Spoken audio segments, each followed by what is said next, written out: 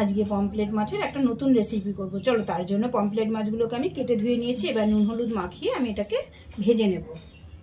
তেল গরম হয়ে গেছে, এবার পমফ্রেট মাছগুলোকে আমি ভেজে নেব। মাছগুলো আমার ভাজা হয়ে গেছে, এবার মাছগুলো আমি তুলে নেব। মাছটা দিকে ভাজা হচ্ছে, ততক্ষণ আমি মশলা করে নিই। পেঁয়াজ, রসুন, আদা, কাঁচা পাকা লঙ্কা, এটা আমি পেস্ট করে নিই। মাছগুলো ভাজা হয়ে গেছে, এদিকে আমি নিয়ে নিয়েছি ক্যাপসিকাম, পেঁয়াজ, কাঁচা লঙ্কা আর টমেটো, এগুলো একটু বড় বড় করে কেটে নিয়েছি। এবার ওই তেলেই আমি এগুলো দিয়ে দেবো। এটা ভাজা হয়ে গেছে, এবার আমি দিয়ে দেবো করে রাখা মশলাটা। এবার এর মধ্যে দিয়ে দেবো নুন আর দিয়ে দেবো হলুদ, দিয়ে এটাকে ভালো করে কষাবো। মশলাটা কষানো হয়ে গেছে, এইবার আমি দিয়ে দেবো জল। ঝোলটা ফুটে গেছে, এইবার দিয়ে দেবো ভেজে রাখা মাছগুলো। এইবার এর মধ্যে আমি দিয়ে দেবো সস আর ওপর থেকে দিয়ে দেবো ধনেপাতা। এই দেখো ফ্রেন্ডস, তৈরি আমার গরম গরম চিলি পমফ্রেট। এটা খেতে কিন্তু দারুণ হয়।